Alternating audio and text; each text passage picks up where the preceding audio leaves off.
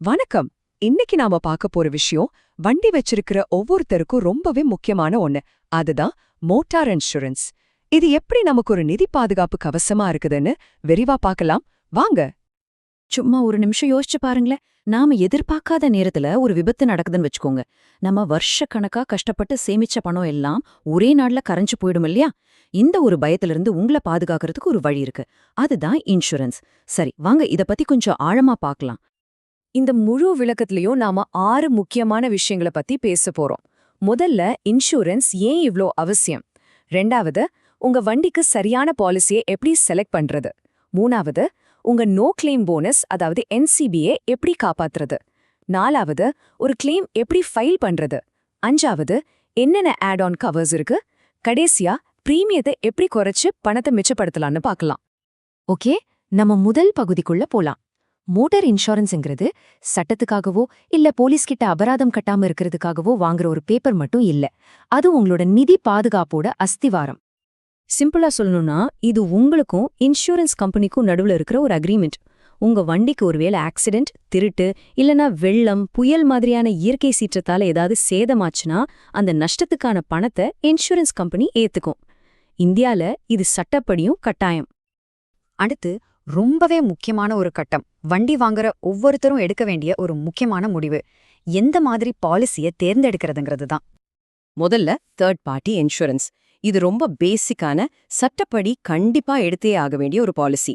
உங்க வண்டியால இன்னொருத்தருக்கோ அவங்க வண்டிக்கோ இல்ல அவங்க சொத்துக்கோ ஏதாவது சேதம் ஆச்சுன்னா அதுக்கான செலவை இன்சூரன்ஸ் கம்பெனி பாத்துக்கும்.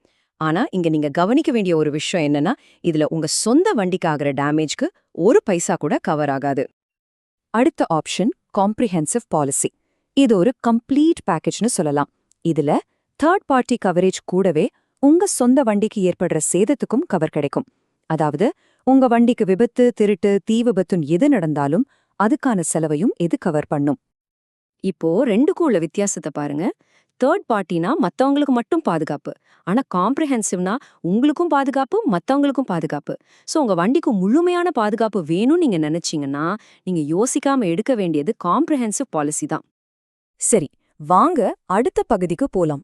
நீங்க ஒரு சேஃபான டிரைவரா இருக்கிறதுக்கு கிடைக்கிற ஒரு சூப்பரான ரிவார்டு தான் இந்த நோ கிளைம் போனஸ், அதாவது NCB. NCBனா என்னன்னு கேக்குறீங்களா? ரொம்ப சிம்பிள். நீங்க ஒரு வருஷம் முழுக்க உங்க வண்டிக்கு எந்த கிளைமும் பண்ணலனா அடுத்த வருஷம் பாலிசியை ரினியூ பண்ணும்போது பிரீமியம்ல ஒரு டிஸ்கவுண்ட் கிடைக்கும். அதுதான் இந்த நோ கிளைம் போனஸ். இதுல ஒரு சூப்பரான விஷயம் என்னன்னா, நீங்க உங்க காரை வித்துட்டு புது கார் வாங்கினா கூட இந்த NCB டிஸ்கவுண்ட்டை உங்க புது காருக்கு மாத்திக்க முடியும். இந்த சார்ட் பாருங்க, NCB எப்படி படிப்படியா அதிகமாகுதுன்னு புரியும். முதல் வருஷம் கிளைம் இல்லைன்னா 20% டிஸ்கவுண்ட், ரெண்டாவது வருஷம் 25%. இப்படியே தொடர்ந்து 5 வருஷம் நீங்க எந்த கிளைமும் பண்ணலன்னா உங்க பிரீமியம்ல கிட்டத்தட்ட பாதிக்கு பாதி, அதாவது 50% வரைக்கும் தள்ளுபடி கிடைக்கும். யோசிச்சு பாருங்க, இது எவ்வளோ பெரிய சேமிப்பு. இப்போ ஒருவேளை ஆக்சிடென்ட் இல்ல திருட்டு மாதிரி ஒரு கஷ்டமான சூழல் வந்தா என்ன செய்யணும், எப்படி கிளைம் பண்ணணும்னு ஸ்டெப் பை ஸ்டெப்பா பார்க்கலாம். கிளைம் பண்றது ஏதோ பெரிய ப்ராசஸ்னு நினைக்காதீங்க. இந்த 4 சிம்பிள் ஸ்டெப்ஸை ஃபாலோ பண்ணா போதும். முதல்ல, நடந்த விஷயத்த உடனே உங்க இன்சூரன்ஸ் கம்பெனிக்கு ஃபோன் பண்ணி சொல்லுங்க. ரெண்டாவது, உங்க RC புக், டிரைவிங் லைசன்ஸ் மாதிரி டாக்குமெண்ட்ஸ் எல்லாம் ரெடியா வச்சுக்கோங்க. அதுக்கப்புறம் கம்பெனில இருந்து சர்வேயர் வந்து வண்டியை செக் பண்ணுவாரு. கடைசியா அவங்க சொல்ற நெட்வொர்க் கேரேஜ்ல வண்டியை கொடுத்து சரி பண்ணிக்கலாம். ஒருவேளை உங்க வண்டி திருட போயிடுச்சுன்னா ஒரு முக்கியமான விஷயத்த ஞாபகத்துல வச்சுக்கோங்க. நீங்க முதல்ல பண்ண வேண்டியது போலீஸ்ல FIR ஃபைல் பண்றது. அது மட்டும் இல்லாம போலீஸ்கிட்ட இருந்து நான் ட்ரேசபிள் சர்டிஃபிகேட், அதாவது வண்டியை கண்டுபிடிக்க முடியலன்னு ஒரு சான்றிதழ் வாங்கணும். இது ரெண்டும் இருந்தாதான் திருட்டுக்கு கிளைம் பண்ண முடியும். அடுத்ததா ஆட் ஆன்ஸ். இதெல்லாம் உங்க பேசிக் பாலிசி கூட எக்ஸ்ட்ராவா வாங்கிக்கக்கூடிய ஸ்பெஷல் கவர்ஸ். இது உங்க பாலிசியை இன்னும் பல மடங்கு பவர்ஃபுல்லாக்கும். இதுல ரொம்ப பாப்புலரான ஒண்ணுதான் ஜீரோ டெப்ரிசியேஷன். நார்மலா கிளைம் பண்ணும்போது உங்க வண்டியோட சேதமான பாகங்களுக்கு தேய்மானத்தை, அதாவது டெப்ரிசியேஷனை கழிச்சிட்டு தான் பணம் தருவாங்க. ஆனா இந்த ஆட் ஆன் இருந்தா அந்த டெப்ரிசியேஷன் அமௌண்ட்டை கழிக்காம புது பாகத்தோட முழு விலையையும் நீங்க வாங்கிக்கலாம். அடுத்து இன்ஜின் ப்ரொடெக்ஷன் கவர். குறிப்பா சென்னையில மழைக்காலத்துல அடிக்கடி தண்ணி தேங்குற ஏரியால இருக்கிறவங்களுக்கு இது ஒரு வரம் மாதிரி. ஏன்னா தண்ணிக்குள்ள வண்டி நின்னு என்ஜின்ல தண்ணி போயிருச்சுன்னா அதுக்கு நார்மல் பாலிசில கவர் கிடைக்காது. ஆனா இந்த ஆட் ஆன் இருந்தா அந்த பெரிய செலவையும் சமாளிக்கலாம். ரோட் சைடு அசிஸ்டன்ஸ்ங்கிறது நம்மள மாதிரி ஆளுங்களுக்கு ரொம்பவே யூஸ்ஃபுல்லான ஒண்ணு. நடுராத்திரியில எங்கேயாவது போகும்போது டயர் பஞ்சர் ஆயிட்டாலோ, பேட்டரி டவுன் ஆயிட்டாலோ, இல்ல பெட்ரோல் தீந்துட்டாலோ ஒரே ஒரு ஃபோன் கால் பண்ணா போதும், 24 மணி நேரமும் அவங்க உதவிக்கு வருவாங்க. இது டிராவல் பண்ணும்போது ஒரு பெரிய தைரியத்தை கொடுக்கும். சரி, நாம இப்போ கடைசி பகுதிக்கு வந்துட்டோம். ஒரு ஸ்மார்ட்டான கஸ்டமரா இருந்து இன்சூரன்ஸ் பிரீமியத்துல எப்படி பணத்தை சேமிக்கலான்னு சில சூப்பரான டிப்ஸை பார்க்கலாம். உங்க பிரீமியத்தை குறைக்க இதோ சில வழிகள். முதல்ல, உங்க NCB டிஸ்கவுண்ட்டை மறக்காம யூஸ் பண்ணுங்க. ரெண்டாவது, உங்க வண்டியில ARI அப்ரூவ் பண்ண திருட்டு தடுப்பு கருவி, அதாவது ஆன்டி தெஃப்ட் டிவைஸ் போட்டீங்கன்னா பிரீமியம்ல தள்ளுபடி கிடைக்கும். அடுத்த பாயிண்ட் ரொம்ப ரொம்ப முக்கியம்.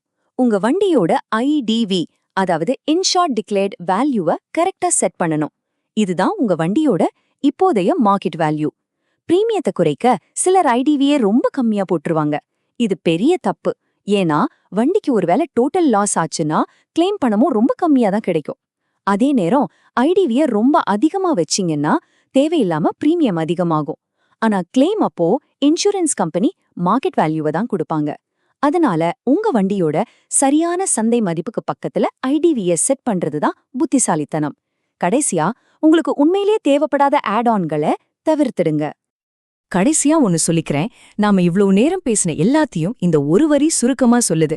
நீங்க எல்லா விஷயத்தையும் தெரிஞ்சுக்கிட்டு ஒரு இன்சூரன்ஸ் பாலிசியை எடுக்கும்போது அது எதிர்பாராத ஆபத்து வரும்போது உங்களுக்கு ஒரு உண்மையான கேடயமா நிக்கும்.